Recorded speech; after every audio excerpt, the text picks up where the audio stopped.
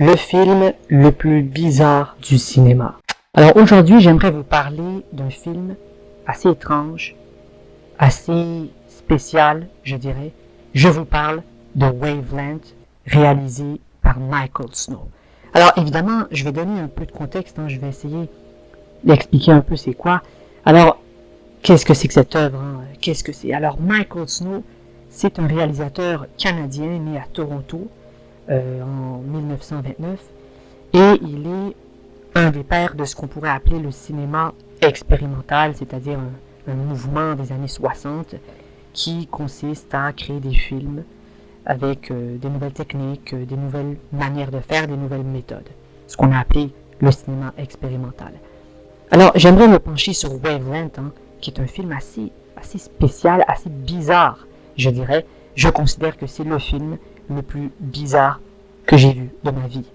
Donc, évidemment, Wavelength, c'est un film sorti en 1967 et qui, à première vue, il semble très simple. C'est une caméra fixe qui zoome lentement sur une fenêtre pendant 46 minutes. Donc, imaginez-vous, c'est presque 1 heure de film. Et évidemment, nous avons un point de vue avec un zoom sur une fenêtre. Donc, c'est une sorte d'appartement à New York. On est à l'intérieur de l'appartement, un appartement qui est vide, un peu défoncé. Et on regarde cette fenêtre pendant 46 minutes avec un zoom lent qui dure sur le temps. Donc, évidemment, est-ce que c'est un travail complexe sur le temps, la perception ou la structure du cinéma? Ça fait réfléchir quand même. Donc évidemment, souvent ce film est cité comme un exemple aussi du cinéma structuraliste. Un autre mouvement, mais qui ressemble beaucoup au cinéma expérimental. Alors il faut savoir que Michael Snow, le réalisateur de ce film, il a fait d'autres films aussi, comme par exemple La Région Centrale, et il a fait des sculptures aussi. Il n'est pas seulement cinéaste, contrairement à ce que beaucoup pensent, mais en fait, il est cinéaste, il est musicien, il est photographe et il est sculpteur. Donc, c'est un artiste qui fait beaucoup de choses, même s'il est plus connu évidemment pour ses films expérimentaux. Il est plus connu essentiellement, mais il a fait aussi d'autres choses. Il a fait de la musique, il a fait de l'art visuel, par exemple The Audience en 1977. Et il a fait une sculpture qui s'appelle The Audience. Donc, c'est une installation à l'intérieur. Où il critique l'art en tant que représentation. Il y a un dilemme un peu dans le temps, un truc d'espace-temps, j'imagine, mais c'est assez intéressant parce que il a osé faire des choses et c'est peut-être quelqu'un d'incompris, quelqu'un dont on ne sait pas vraiment pourquoi il a fait tout ça, mais on peut réfléchir à ses œuvres, à tout ce qu'il a fait. Il a évidemment, c'est aussi un musicien, il a joué de la clarinette et il a composé des ensembles de musique contemporaine, en particulier dans les années 60-70. Donc comme je disais tantôt, ce n'est pas seulement un cinéaste. Alors ce qui est assez intéressant, nous ici on va se pencher plutôt sur son œuvre Wavelength, et je ne vais pas revenir complètement sur sa vie de Michael Snow, mais voilà, je voulais apporter un petit contexte pour qu'on comprenne c'est qui. Alors ce qui est assez intéressant avec Wavelength, la première fois que j'ai vu ce film, c'était assez impressionnant. Je veux dire, j'ai jamais vu un truc comme ça. On a un film de 46 minutes, je rappelle 46 minutes, dans lequel nous voyons une fenêtre d'un appartement de New York complètement vide et défoncé. Et pendant presque 1 heure, on écoute, il y a un son, il y a un peu de musique, un peu de son d'ambiance, et on regarde Wavelength, c'est le nom du film, on regarde ça. Alors, il a été connu pour d'autres films, mais disons que son film principal, ça reste Wavelength, sorti en 1967. Alors, c'est un film qui est très, mais je dis très bizarre. On ne comprend pas trop ce que ça dit. En même temps, ça peut dire beaucoup de choses. C'est techniquement étrange. Voilà, le mot c'est étrange. Pour moi, c'est un film qui est véritablement étrange. Donc, on va essayer de se pencher un peu là-dessus. Donc voilà, je vais peut-être vous montrer quelques extraits ou quelques photos, mais vous allez voir que c'est quelque chose. Alors, à mon avis, il y a peut-être ici Je pense qu'il y a un peu de philosophie dans son film. Hein. Il y a la morale, il y a la philosophie, il y a la technique aussi. Le fait qu'il zoome une fenêtre pendant 46 minutes, il y a un zoom dans le temps. Je pense que ça parle du temps. En fait, pour moi, il y a une sorte de représentation allégorique du temps, quoi. C'est un peu le temps qui passe, et on a une représentation quasi allégorique, quoi. C'est comme je disais, il y a presque de la philosophie là-dedans. Et c'est assez intéressant de ce point de vue-là, parce que je vous dis, vous n'avez pas vu un film comme celui-là. Je vous dis, vous n'êtes pas prêt pour ce film. Alors, si vous l'avez vu, vous savez probablement de quoi je parle, mais si vous l'avez pas vu, vous dites, mais qu'est-ce qu'il dit, ce type est fou, qu'est-ce qu'il est en train de dire? Mais ce que je vous dis, c'est réel, ça existe vraiment. Et j'ai même ici, j'ai pris une page avec plus d'informations pour pouvoir rentrer en détail. Donc, comme je disais, Michael Snow, c'est un artiste avant d'être cinéaste, même s'il est plus connu pour son film. Mais il a fait d'autres choses, il a fait de l'art visuel avec la photo. Donc, c'est un type qui maîtrise assez bien la caméra, la photographie. Voilà, c'est un type qui s'intéresse beaucoup aux méthodes techniques de l'époque. Hein. Je rappelle qu'on est dans les années 60. Donc, Michael Snow, c'est quelqu'un qui a fait beaucoup de choses avec très peu de moyens. C'était quelqu'un d'assez modeste, hein, voilà, il faisait avec ce qu'il avait, quoi. Et il a réussi à faire tout ça. Donc, ce qui est intéressant dans le cas de Wavelength, c'est qu'on pourrait considérer que c'est un film très simple. On pourrait dire, mais ce type est un fou. Ou on pourrait considérer que c'est un génie révolutionnaire, en fait. Et c'est ça qui est intéressant, c'est que c'est un film qui fait débat sur la manière de faire, la manière de concevoir un film, la manière même de comment un film doit exister. Donc, vous comprenez, on est là-dessus. Hein. On est sur une bonne soupe de morale, de technique, de philosophie. Vous avez une bonne soupe de tout ça. Et c'est un film qui parle de tout ça, en fait.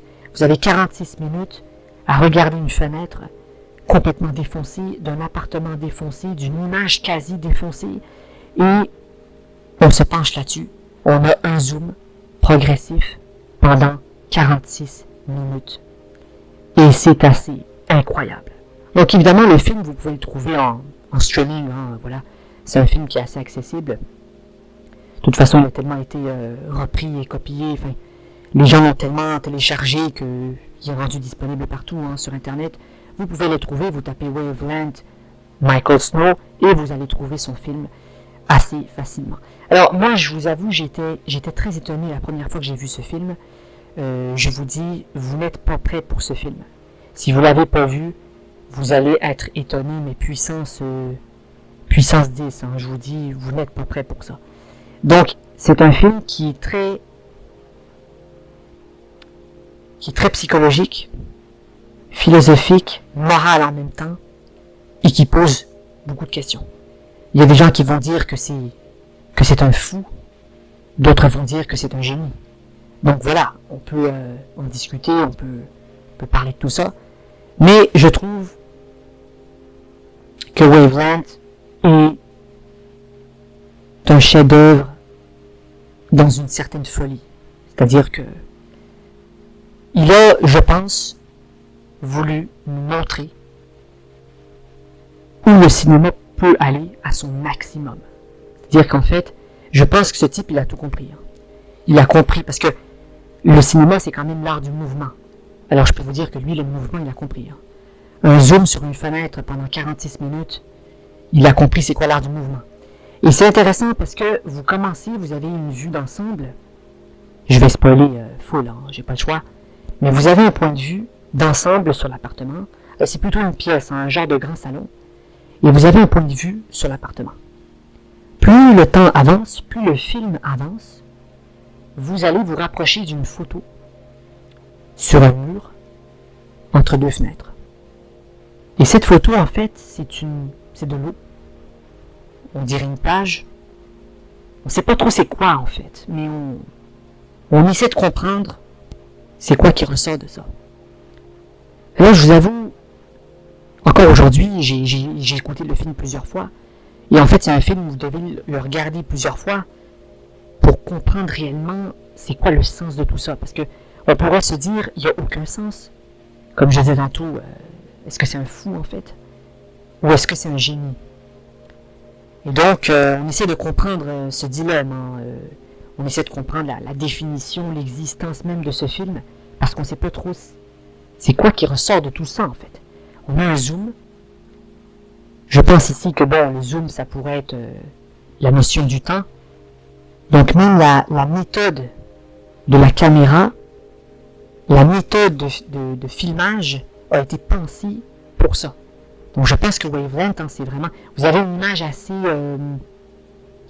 c'est assez vintage, hein. C'est une image, donc ça a été filmé en 4/3, donc c'est une image très carrée, en fait. À l'époque, la vidéo n'existait pas, donc c'est souvent filmé en carré. C'était des vieilles caméras, des caméras limite projecteurs, en fait. Et donc, ça a été filmé en 4/3, hein. Ça veut dire une image plutôt carrée, les coins un peu arrondis, et une image qui est très vintage. Limite, vous avez l'impression que l'image, elle bug, mais bon, c'est la caméra de l'époque. Et ça a été filmé comme ça pendant 46 minutes. J'insiste sur le 46 minutes parce que c'est un gros impact sur le film. Et donc, vous avez un zoom étalé. C'est pas un zoom de quelques secondes ou de 10 secondes, là. On parle d'un zoom sur 46 minutes. Vous imaginez voir un film aujourd'hui avec un zoom de 46 minutes.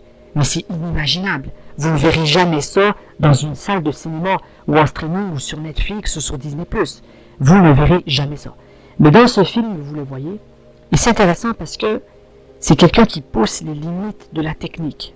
C'est-à-dire qu'il va faire un zoom, sur 46 minutes. Je vous avoue que la première fois que j'ai vu ça, je savais pas quoi en penser. Mais je pense qu'avec du recul, je me dis, en fait, c'est peut-être un génie, finalement.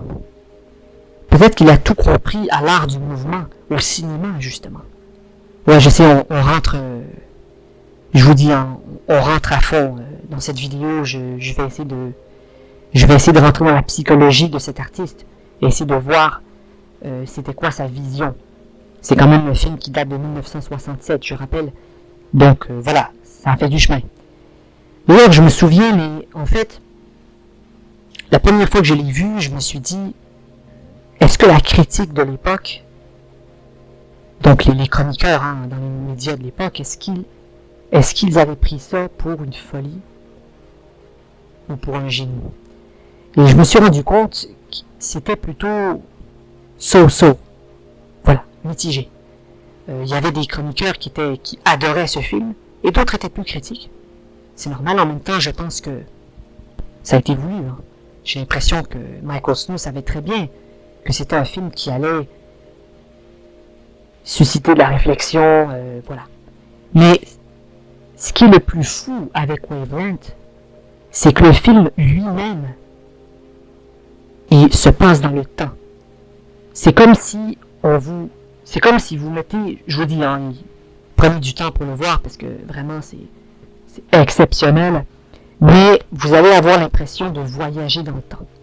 Quand je parlais tantôt d'une représentation allégorique du temps qui passe, je pense que ce film, vous me direz ce que vous en pensez dans les commentaires, mais je pense que ce film est un voyage dans le temps.